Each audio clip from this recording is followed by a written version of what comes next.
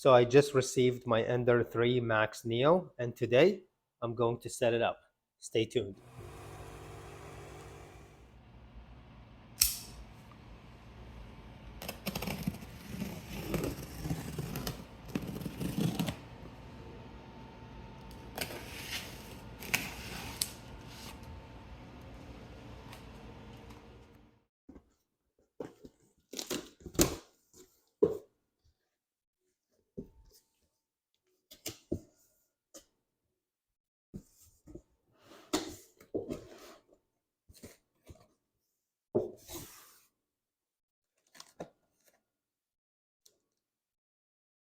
It looks like this is the instruction manual. Oh, pretty cool. They give you a tiny spool of filament. Oh, that's nice. See what else we have in here. These are the parts. Power cable. This, that nobody ever needs.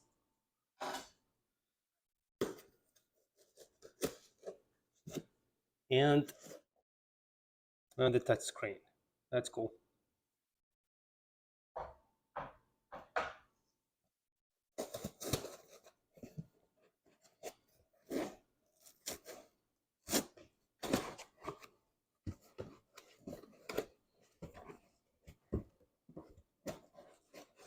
There's the filament holder.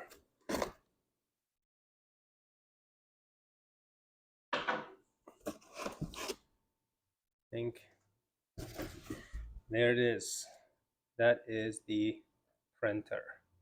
You're gonna pick this up, put that on the desk, and then get started. So this is what you get in the box. These are the screws that we're gonna use for the Z-axis, two on each side. You get some Allen key, some screwdriver, and a wrench.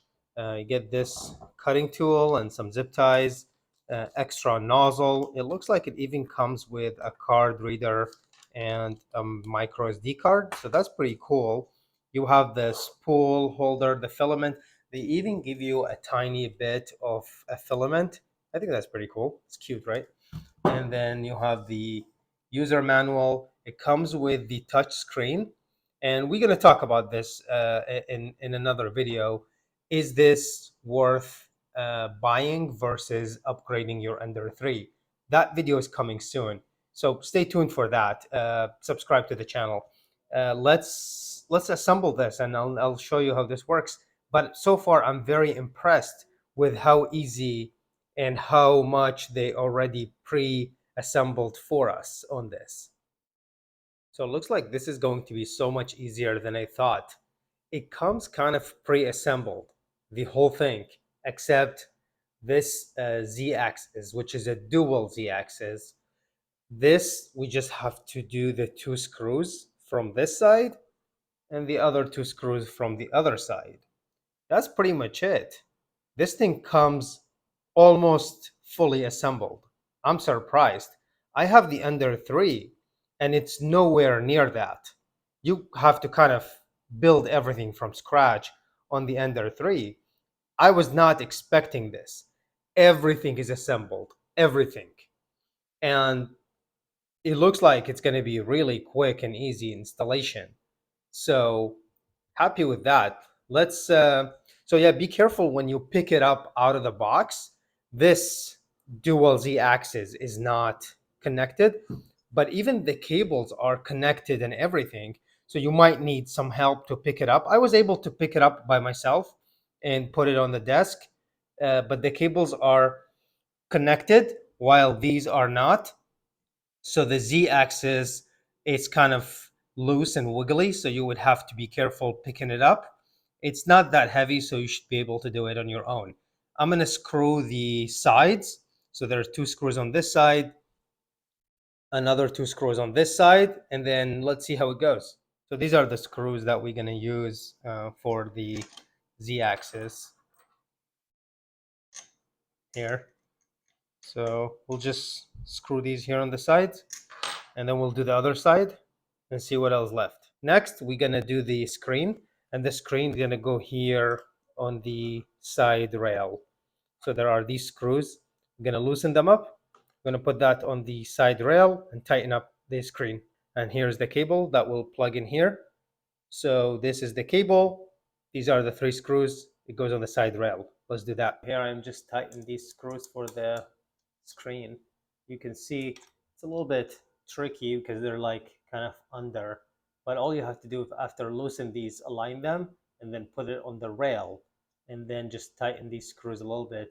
They do give you the Allen key as well, so it comes with. This is really easy so far. I'm really impressed. I haven't last printer I set up was the Ender 3, and that one is much more work to set up. Um, I think they've done a good job so far. Okay, let me show you how the filament holder work. So you get this and this piece, which goes here. So that kind of clicks here and tighten. And then this part, you see here, you'll go in the back. You see that's behind the z-axis. You would go like this and then under, and then you would click it. There you go. Here's one last thing I did. I pushed that filament holder under the stepper. I felt it's just a better position for it. Also, make sure these wires are free. This is the z-axis and the bed wires. Make sure they're not nothing pressing on them and they can freely move. So the last thing we're gonna do here is if you push the bed forward, we're gonna have to plug in the z-axis steppers. You see here's the cable. It's kind of taped here in the back. And then we're just gonna take this out and plug it in to the z-axis stepper. And we do both sides. There's another one here. This one is for the other side of the stepper. So both these cables will go here. Let's take a look. There you go. So this guy goes here. Make sure these cables are not too tight or getting pulled or anything. So make sure they're well managed, and also they can freely move if they need to move. Like the bed cable definitely need to move. So make sure that can freely move as the bed go like forward and backward. Same for the z-axis cable. Make sure it's not tangled up. Make sure like nothing is pressing on it, and also it can freely move as the z-axis need to go up and down. So here's one last thing I'm doing. You see this bed cable, I routed it from under the printer. The printer has a nice elevation. I think this bed cable is meant to be routed from under. And what I'm doing is I'm using these pieces of tape that kind of came with the stepper cable and the zip ties that came with. I'm going to wrap this cable just for protection, and I'm going to zip it or zip tie it here with this stepper. I like to do that. I feel it's a little bit more secure, so I'll show you how to do that real quick. So yeah, I ended up tying the bed cable here, and it feels a little bit better. So as you can see, the bed can move a little bit better, and that cable, it's coming from underneath. I wish that they've done this one is a little bit better. Maybe that could have came out here. Maybe that's an upgrade I'll do in the future. I don't know, I'm not happy with the way they routed the bed cable, but I think overall this is pretty good. This is the z-axis cable. Then I pushed the filament holder underneath the stepper. So overall, I think I'm done here. Okay, I think we are ready to go. So let's give it a peel.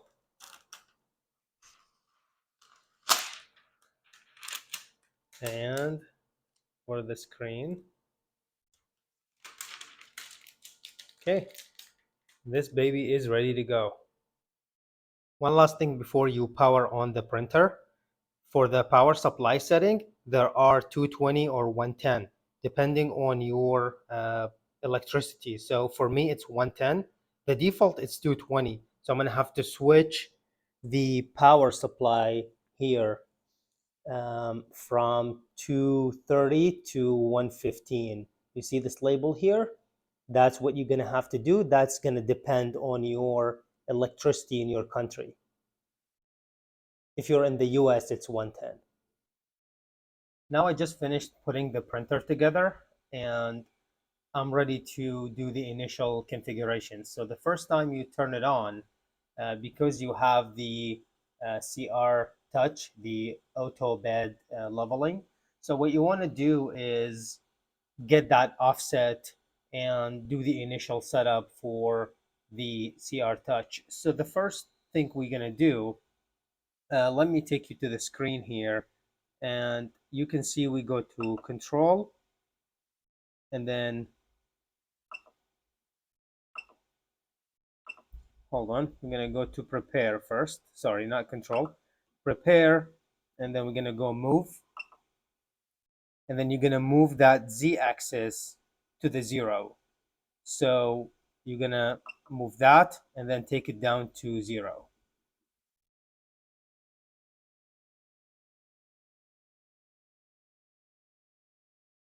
And you notice that it doesn't even go below 0. So that's like a safety that they added, which I really like. So you take that to 0, and then you bring your paper, right?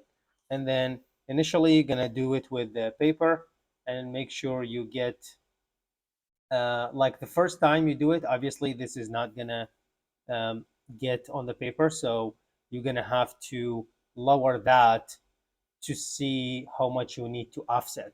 So first take that to 0. Now we're gonna go back and then we're gonna go to the offset. So you see the Z offset here, and then here you're gonna take it down until you get that paper tug, right? So here I'm gonna go down until that paper feels, there it is. So for me, that's the value, 225, and then I'll set it there. Now I set up this, I'm gonna disable the steppers. So now I know my offset, which I already set it. Now I'm going to go back and I am just going to disable steppers. So under prepare, disable steppers. So I'll disable the steppers. And then I'll just need to adjust all corners to match the um, the paper. So I'm going to be moving the bed a little bit and then get all 4 corners. So let's get to this corner here. And then we're just going to do every corner and make sure, see, this one is good. Now we're going to go to the other corner. We're just going to do all 4. You get the idea. You do all 4 corners and then make sure that they are leveled. So this one, it looks like it needs a little bit of adjusting. So let's adjust this one here a little bit.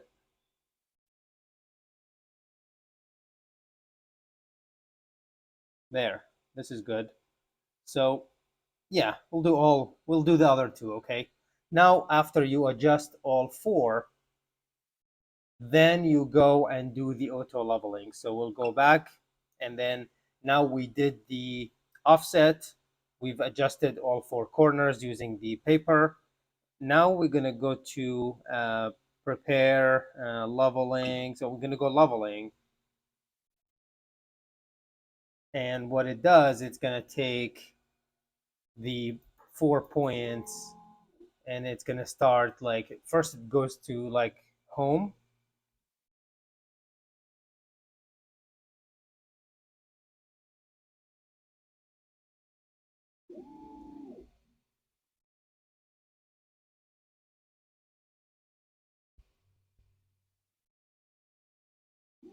And now it's just going to take multiple points to make sure that the bed is level across.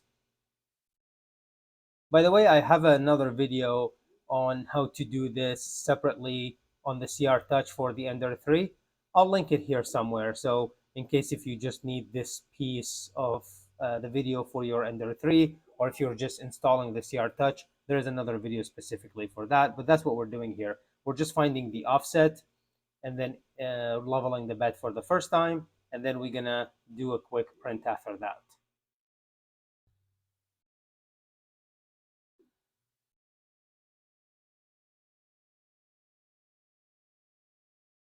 Yeah, the Ender 3 Neo Max takes about, I think it takes 25 points of measurement for the CR Touch for leveling the bed, since it's a little bit larger than the Ender 3.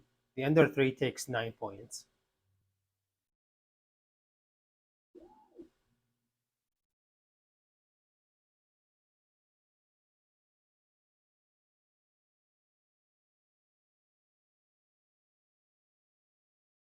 There it is, printing my first benchy. It looks like it's really going well. So far, looks pretty good. So, yeah, there it is. Thank you for watching. I'll see you in the next one.